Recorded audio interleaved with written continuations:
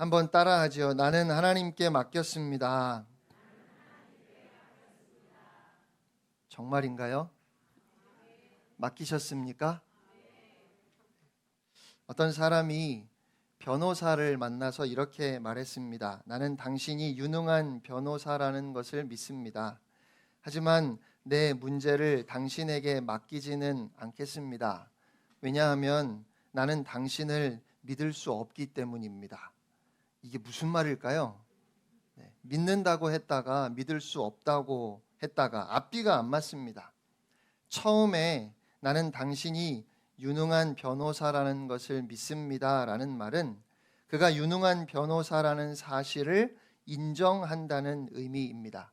그리고 당신을 믿을 수 없어서 내 문제를 당신에게 맡기지는 않겠습니다 라는 말은 그 변호사를 신뢰할 수는 없어서 전적으로 의지하지는 못하겠다는 의미입니다. 그러니까 앞뒤에 똑같이 믿는다라는 단어가 쓰였지만 그 의미는 전혀 다른 겁니다. 그런데요, 능력은 인정하지만 문제를 맡길 수는 없다는 이 말이 왠지 좀 친근하게 들리는 것 같습니다. 하나님이 전능하시다는 것은 믿지만 나의 모든 것을 하나님께 온전히 맡기지는 못하고 눈치를 보거나 협상을 하려고 하는 관계. 예수님이 하나님의 아들이심은 믿지만 주님을 신뢰하여 모든 것을 다 내려놓고 주님만 바라보기에는 왠지 좀 꺼려지는 그런 모습 말입니다. 물론 신뢰는 한순간에 이루어지는 것은 아니지요. 깨어짐과 또 회복됨이 반복되면서 신뢰가 쌓입니다. 하지만 깨어짐이 아쉽지 않을 만큼 신뢰가 없다면 단순한 지적인 동의는 아무런 의미가 없습니다. 믿는다는 말은 하나님이 계시다는 것을 인정하겠다는 말이 아니라 예수 그리스도가 하나님의 아들일 수 있다는 사실에 동의하겠다는 정도가 아니라 주님을 신뢰하여 주님의 말씀에 따라보겠다고 하는 의지입니다. 믿음은 단순한 지적 동의가 아니라 예수 그리스도가 하나님의 아들이시며 주님이 내 인생의 주인이 되실 때 참된 행복이 있음을 믿고 전적으로 주님만 신뢰하겠다고 하는 결단이라는 것입니다. 바울은 감옥에 갇혀 있지만 하나도 부끄럽지 않다고 말합니다. 내일 당장 죽을지도 모르는 상황에서도 전혀 두려움도 부끄러움도 없다는 말입니다. 여러분, 죽음 앞에서 나는 부끄럽지 않다고 하는 바울의 고백이 너무 멋있지 않습니까? 너무 부럽지 않으십니까? 그런데 그렇게 부끄럽지 않은 이유, 그렇게 바울이 당당할 수 있는 이유, 조금도 두려워하지 않는 이유가 뭐라고 이야기하지요? 내가 믿는 하나님을 내가 알고 또한 내가 의탁한 것을 그날까지 주께서 능히 지켜주실 것을 확신하기 때문이라고 했습니다. 여기서 내가 의탁한 것이라는 이 구절에 대해서 조금 논란이 있기는 하지만 그냥 우리 성경에 번역된 그대로 의미를 생각해 보겠습니다. 내가 의탁했다라는 말은 어디에 두었다, 어디에 놓았다 이런 의미입니다. 영어로 쉽게 디파짓이라고 번역할 수 있는데 이 디파짓이라는 말은 가장 대표적으로 은행에서 저금한다는 의미로 쓰입니다. 여러분은 여러분의 돈을 어디에 두십니까? 하도 오래된 침대를 어머니가 쓰시니까 어머니 생신에 자녀들이 돈을 모아서 서프라이즈 선물로 어머니가 출타하셨을 때 오래된 침대를 버리고 새 침대를 갖다 놓았는데 어머니가 집에 와서 그걸 보고 땅을 치며 우셨다지요. 그동안 내가 차곡차곡 모아놓은 돈을 침대에다 다 넣어두었는데 그걸 나 모르게 버리면 어떡하느냐고 그렇게 자녀들을 원망했다는 겁니다. 우리가 돈을 은행에 맡기는 이유는 그것이 가장 안전하다고 생각하기 때문입니다. 저금을 하고 내가 맡긴 돈이 잘 있는지 걱정되어서 잠을 못 이루시는 분은 안 계실 겁니다. 그러면 애초에 저금을 안 하겠지요. 우리가 저금을 하는 이유는 그것이 가장 안전하다고 생각하기 때문입니다. 그래서 안심합니다. 걱정하지 않습니다. 그런데 바울은 그의 인생을 주님께 저금했습니다. 맡겼습니다. 그래서 그의 인생을 주님이 책임져 주실 것을 확신하기 때문에 지금 또다시 고난을 받지만 이제 그야말로 죽음이 코앞에 와 있는 상황이지만 조금도 실망하거나 조금도 두려워하거나 부끄러워하지 않는다는 것입니다. 저는 주식이나 투자 이런 건 전혀 모르는데요. 그래도 신문이나 뉴스를 통해서 가끔 듣는 말이 분산 투자라는 말입니다. 서양 속담에 달걀을 한 바구니에 담지 말라는 말이 있습니다. 위험을 분산해서 투자하라는 격언으로 많이 쓰이는 말입니다. 그런데요, 왜 분산 투자를 해야 한다고 하는지 여러분 아십니까? 확실한 걸 모르니까 그런 겁니다. 100% 확실하다면 거기에 다 넣어야지요. 많은 사람들이 하나님과 세상에 분산 투자를 합니다. 한 발은 주님께, 한 발은 세상에 두고 살아갑니다. 그러면서 마치 그것이 지혜로운 것인 양 말하지요. 그런데 그건 지혜로운 것이 아니라 어리석은 겁니다. 인생을 하나님께 온전히 맡기지 못하는 분산 투자는 결국 우리의 인생을 허비하는 것입니다. 바울은 예수님을 만난 후에, 그가 복음을 깨닫고 난 후에 그의 인생을 오직 주님께 다 드렸습니다.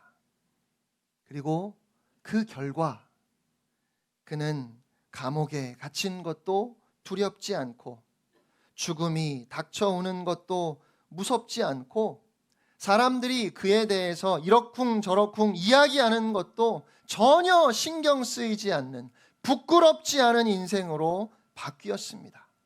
사랑하는 성도 여러분, 예수님이 누구신지 알면, 진정으로 복음을 알면 바울의 인생이 바뀐 것처럼 우리의 인생도 달라지는 것을 믿습니다. 복음은 그렇게 우리의 인생을 바꾸는 능력입니다. 아무것도 없는데 뭐가 저렇게 좋은지, 뭐가 저렇게 행복한지, 세상이 보기에는 보잘것없고 초라하기 그지없는데 전혀 부끄러움 없이 당당하게 살아가는 삶, 그것이 바로 예수 그리스도를 아는 사람, 복음을 깨달은 사람, 하나님의 자녀 된 사람들의 삶의 모습입니다. 그러니까 오늘 우리에게 정말 중요한 문제는 우리에게 어떤 어려움이 있는지, 어떤 환난이 있는지, 어떤 고난이 있는지가 아니라 오늘 우리에게 정말 중요한 문제는 나는 지금 하나님을 온전히 신뢰하고 있는지. 그래서 하나님을 신뢰함으로 나의 모든 인생을 하나님께 전적으로 의탁할 수 있는지, 그것이 문제입니다. 마가복음 9장을 보면 한 아버지가 귀신 들린 아들을 데리고 예수님을 찾아왔습니다. 이 아버지는 예수님 앞에 엎드려서 무엇을 하실 수 있거든 우리를 불쌍히 여기사 도와주십시오라고 간청을 했습니다. 그때 예수님께서 대답하십니다. 우리가 너무 잘 아는 말씀입니다. 마가복음 9장 23절 말씀을 우리 함께 읽겠습니다. 시작. 예수께서 이르시되 할 수 있거든이 무슨 말이냐, 믿는 자에게는 능히 하지 못할 일이 없느니라 하시니. 아멘. 이 말씀을 믿으면 무엇이든지 할 수 있다는 말씀으로 이해하는 경향이 있습니다. 믿음이 있다면 못 고칠 병이 없고 해결하지 못할 문제가 없는데 믿음이 없어서 여전히 고난 가운데 있는 것이라고 의심하지 말고 믿으면 된다고 그렇게 말하기도 하지요. 그런데 과연 무엇을 믿으면 된다는 말일까요? 반드시 병이 나을 것이라는 확신을 가지라는 것입니까? 하나님이 고쳐주실 수 있다는 사실을 믿으라는 말입니까? 여기서 믿는다는 말을 무슨 정신통일처럼 생각하는 것도 문제지만 모든 문제는 반드시 해결된다는 그 확신에 달려 있다고 주님의 말씀을 공식화하는 것은 더 문제입니다. 각자를 향한 하나님의 계획과 뜻이 다 달라서 어떤 공식이나 노하우가 있는 것이 아님에도 우리는 성경을 읽으면서 원리를 찾으려 하기보다 자꾸만 공식을 알아내려고 합니다. 하지만 복음서를 보면 주님이 병을 고치신 방법과 과정이 다양합니다. 어느 때는 믿음을 보시고 병을 고쳐주셨고 어느 때는 불쌍히 여기셔서 그 병을 고쳐주셨고 또 어느 때는 아무것도 하지 않았는데 고쳐주셨고 또 어느 때는 고침받기 위해서 어떤 순종을 요구하기도 하셨습니다. 각각의 사건마다 주님이 우리에게 주시고자 하는 교훈이 다르기 때문입니다. 그러니까 특정한 사건에서만 볼 수 있는 것을 모든 경우에 적용하는 것은 바른 성경 해석이 아닙니다. 그렇다면 할 수 있거든이 무슨 말이냐라는 예수님의 말씀은 무슨 뜻일까요? 내가 그런 능력이 없는 줄 아느냐 이런 의미가 아니라 귀신 들린 그 아들과 또 도움을 청하기 위해 예수님 앞에 나온 그 아버지를 불쌍히 여기시는 주님의 마음을 의심하지 말라는 것입니다. 그 아이의 아버지가 우리를 불쌍히 여기셔서 도와주십시오라고 그렇게 간청했으니까요. 그리고 믿는 자에게는 능히 하지 못할 일이 없다는 말씀도 같은 맥락에서 이해해야 합니다. 혹시 저희 부부가 급한 일이 생겨서 부모님께 혹시 하실 수 있으면 유아를 좀 봐주실래요? 라고 그렇게 묻는다면 그건 부모님이 유아를 봐주실 수 있는 능력이 있으신지 그걸 확인하고 싶은 것이 아니라 의지를, 마음을 묻는 겁니다. 유아를 봐주실 마음이 있으신지 묻는 거지요. 부모님께서 그게 무슨 말이니? 당연히 봐줘야지 라고 대답하시는 것도 그럴 능력이 있음을 이야기하는 것이 아니라 당연히 그럴 마음이 있음을 의미하는 것이죠. 그러니까 할 수 있거든이 무슨 말이냐? 믿는 자에게 능히 하지 못할 일이 없다라는 예수님의 말씀은 내가 왜 너를 불쌍히 여기지 않겠느냐? 내가 너를 위해서 무엇이든지 할 수 있다는 사실을 너는 정말 믿을 수 있겠느냐고 그렇게 물으시는 겁니다. 믿으면 모든 문제가 다 해결된다는 말이 아니라 진정으로 예수님을 신뢰할 수 있는지를 물으시는 주님을 향한 믿음의 초청이라는 것입니다. 그리고 주님은 모든 사람의 질병을 다 고쳐주시지는 않으셨지만 궁극적으로 모든 사람을 위해서 그 질병의 원인과 결과인 죄와 죽음의 문제를 해결하시기 위해서 십자가 위에서 대속의 죽음을 죽으셨고 사망 권세를 이기시고 부활하셨습니다. 결국 능히 하지 못할 일이 없다 하는 예수님의 말씀은 하나님의 그 한이 없으신 사랑을 우리에게 다시 한번 강조하시는 말씀입니다. 믿는 자는 무슨 병이든지 다 고칠 수 있고 원하는 건 다 가질 수 있다는 그런 의미의 말이 아니라 믿는 자를 위하여 우리 주님이 하시는 일은 능력으로 인한 한계도 없고 그 하나님의 마음의 불성실함으로 인한 태만도 없다는 것입니다. 믿는 자에게는 능히 하지 못할 일이 없다 하시는 예수님의 말씀에서 우리가 오늘 힘을 얻을 수 있는 이유는 나의 원함을 이룰 수 있는 가능성을 확인했기 때문이 아니라 그리스도의 십자가 죽으심과 그 부활을 통해서 분명하게 확증된 나를 향한 하나님 아버지의 사랑이, 그 사랑이 우리의 모든 고난을 능히 감당하고도 남게 우리를 바라보시기 때문입니다. 우리가 주님을 믿는데도 우리의 삶에 여전히 고통이 있고 또 질병으로 인한 아픔이 있습니다. 그런데도 여러분은 주님을 신뢰하실 수 있으십니까? 우리에게 약속하신 하나님은 신실하신 분임을 여러분은 신뢰할 수 있겠습니까? 그렇게 오랫동안 기도하고 그렇게 간절히 믿는다고 고백했는데도 여전히 힘들고 버거운 삶을 살고 있는데, 그럼에도 여러분은 주님을 신뢰하실 수 있겠습니까? 저는 목회를 하면서 병중에 힘들어하는 교인들을 보면 마음이 아프고 또 그래서 기도가 간절해집니다. 때로는 제발 고쳐달라고 눈물로 기도합니다. 그렇게 기도하면서 제 마음에 드는 생각이 있습니다. 예수님은, 우리 주님은 이렇게 간절하게 기도하는 나만큼도 성도들을 불쌍히 여기지 않으실까? 절대로 그러실 리 없지요. 주님은 저의 마음으로는 짐작조차 할 수 없을 만큼 여러분을 사랑하십니다. 그리고 우리가 그 사랑을 확인할 수 있는 것은 지금 여러분의 삶에 아무런 어려움이 없어서도 아니고, 이 땅을 살아가는 동안 우리가 만나는 그 어려움들이 해결되어서도 아니고, 제가 감당할 수 없는 주님의 사랑을 확인할 수 있는 것은 주님의 십자가 죽으심을 바라볼 때입니다.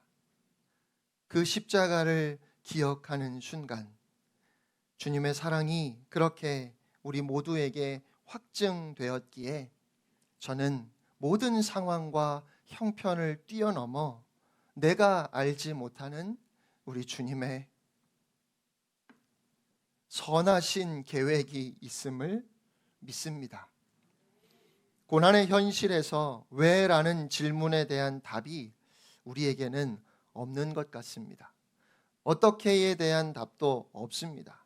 그런데 한 가지 분명한 사실은 의심의 여지가 없습니다. 그것은 주님께 맡긴 나의 삶을 끝까지 주님이 책임지신다는 확신입니다.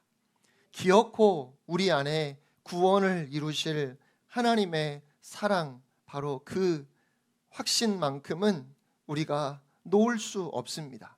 그리고 그 사랑의 확증은 십자가의 죽음과 부활입니다. 우리는 고난 중에 내 기도를 좀 들어달라고, 나를 좀 고쳐달라고 그렇게 간절히 주님께 매달리는데, 주님은 우리의 마음 깊은 곳에 이렇게 대답하십니다. 너를 위해서 내가 죽었다. 이것은 동문서답이 아닙니다. 우리의 유일한 소망이신 주님의 사랑의 선언입니다. 그래서 믿는 자에게는 능히 하지 못할 일이 없느니라 라는 예수님의 말씀은 하나님의 위대한 사랑의 선언입니다.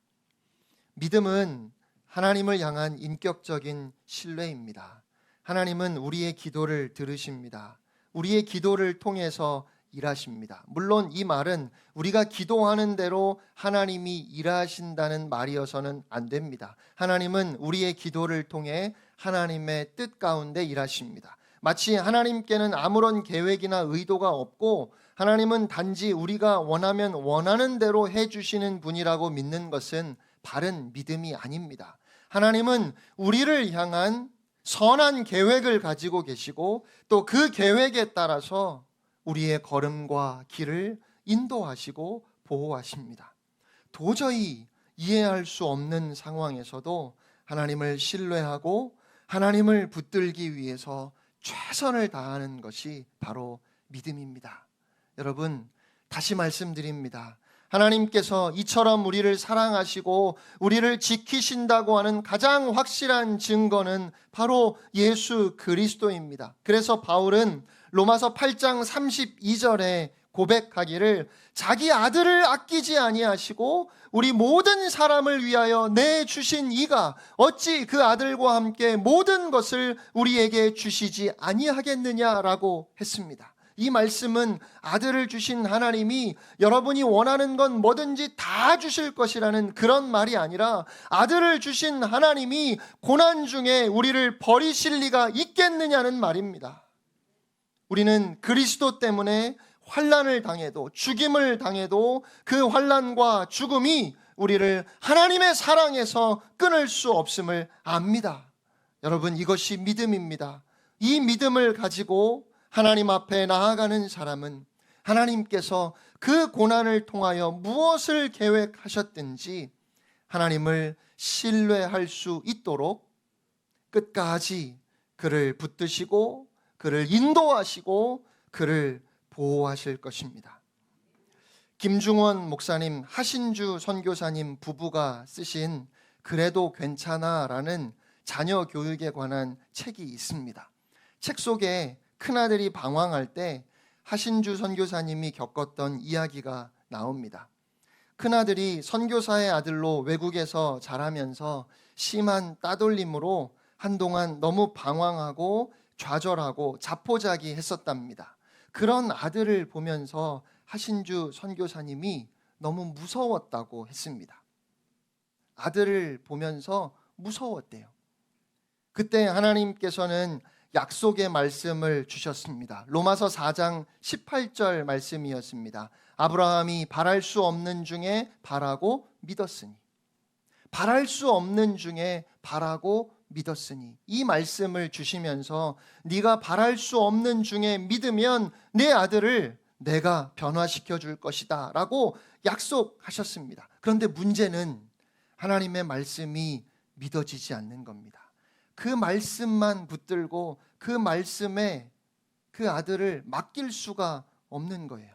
아들이 눈앞에서 계속 무너져가고 있었기 때문입니다. 어느 때는 죽고 싶다고 칼을 들기도 했습니다. 그런 아들을 바라보며 아주 잘못될지도 모른다는 두려움이 계속 선교사님의 마음에 엄습해 왔습니다. 어느 날 또 하나님께 아들을 살려달라고 기도하고 있을 때 하나님께서 말씀하셨습니다. 네 아들이 변화되지 않는 건 너의 두려움 때문이다. 네가 나를 신뢰하지 않는구나. 그제야 자신에게 있는 두려움의 실체를 보기 시작했습니다.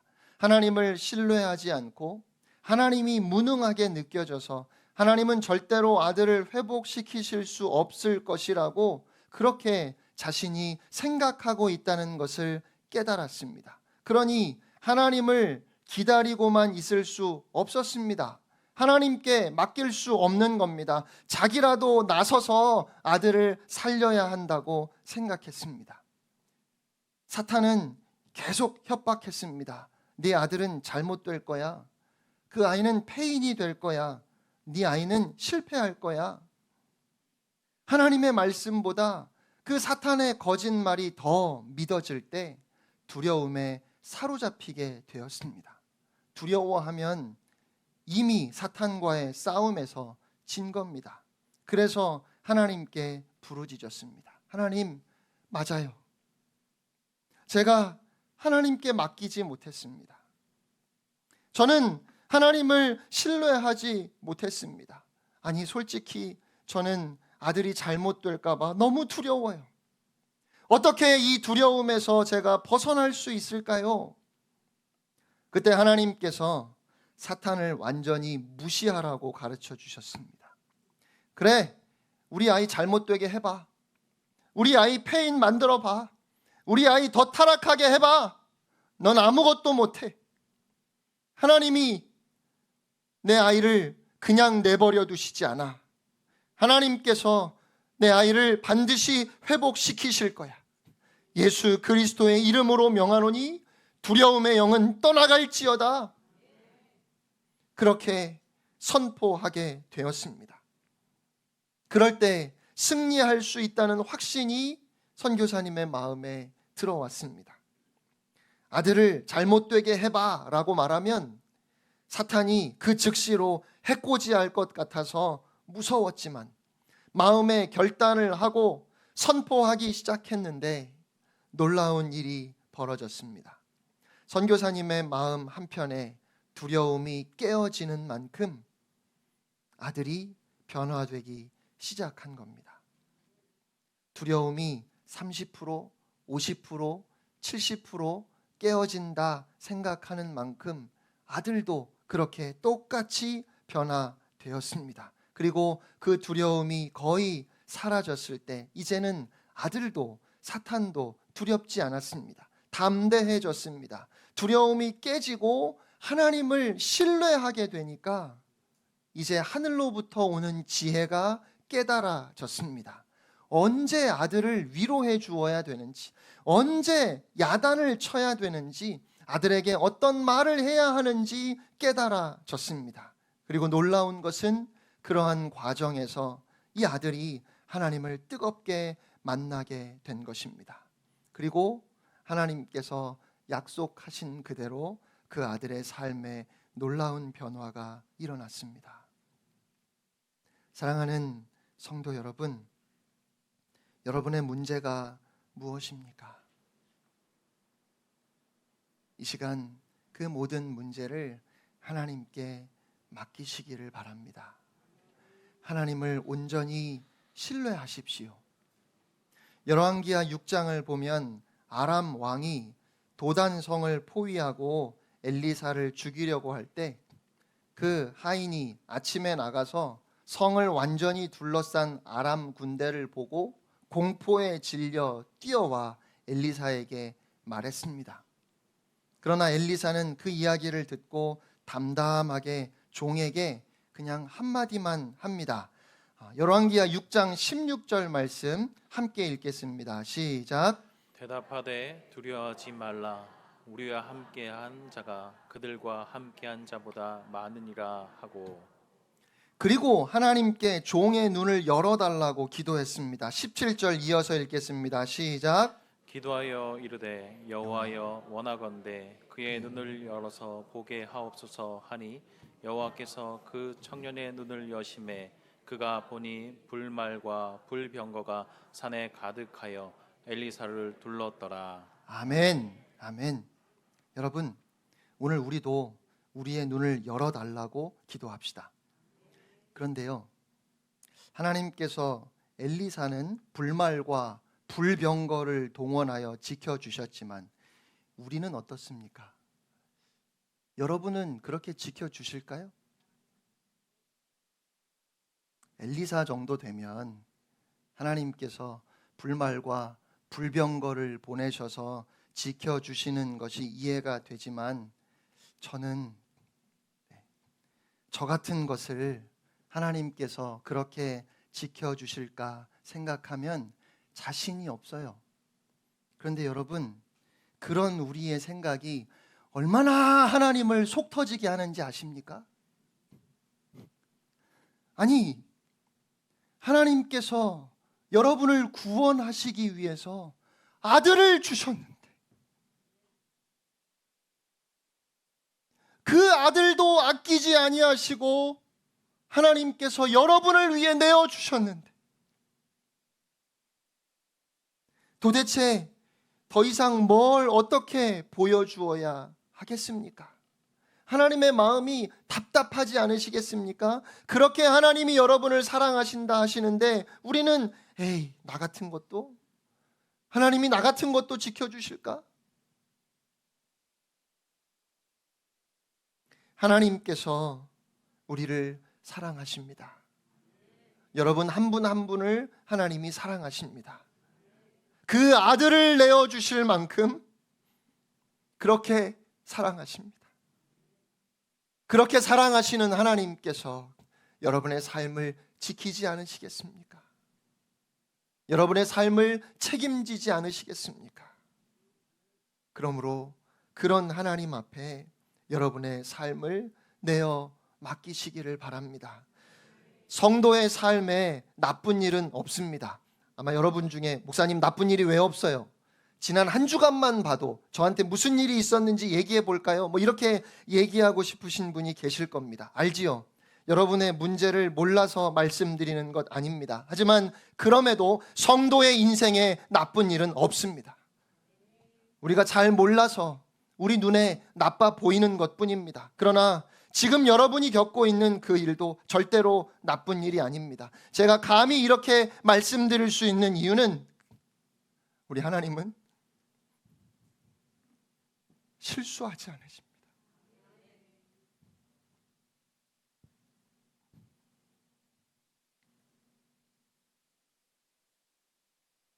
우리를 사랑하시는 하나님은 선하시고 그 인자하심이 한이 없으십니다. 우리 하나님이 우리를 지키시는 분이십니다. 그 하나님께서 저와 여러분을 사랑하십니다. 그래서 우리의 인생에는 결코 나쁜 일이 없습니다. 그러니까 사랑하는 성도 여러분, 하나님을 신뢰하십시오. 선하신 하나님을 끝까지 바라보시기를 바랍니다. 여러분이 겪고 있는 그 어려움을 제가 과소평가할 마음은 전혀 없지만 우리가 믿는 하나님이 우리에게 주신 그 구원의 은혜를 가만히 생각하며 다시 주님을 바라볼 때 우리는 어떠한 고난 앞에서도 두려워하지 않을 것입니다. 사도 바울이 고백했던 것처럼 부끄럽지 않다, 당당하게 이야기할 수 있을 것입니다. 신실하신 하나님께서 우리의 걸음과 길을 인도하시기에 주님께 여러분의 전부를 다 의탁하고 그 하나님의 은혜 안에서 승리의 길을 걸어가는 여러분 모두가 되시기를 주님의 이름으로 축원합니다. 함께 하나님 앞에 찬양 올려드리겠습니다.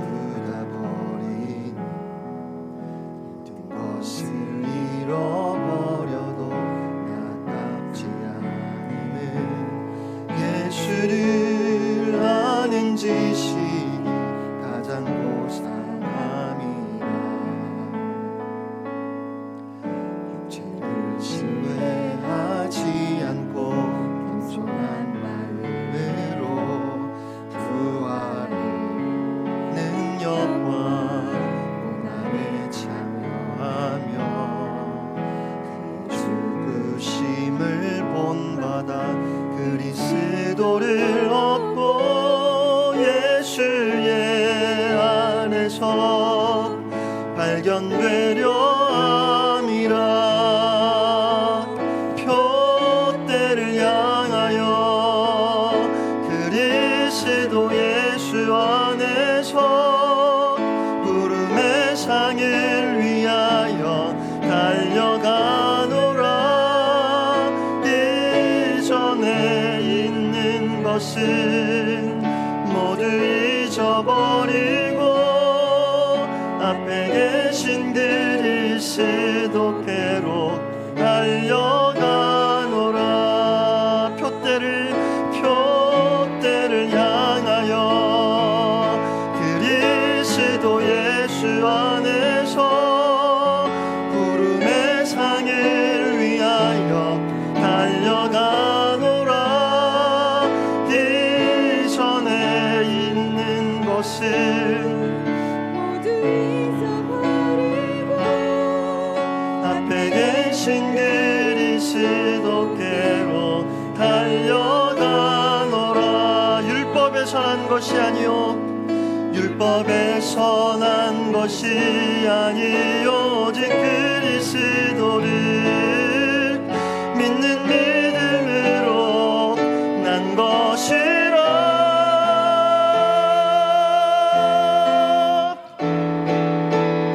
표대를 향하여 그리스도 예수 안에서 부름의 상을 위하여 달려가노라. 이전에 있는 것을 모두 잊어버리고 앞에 계신 그리스도께로 달려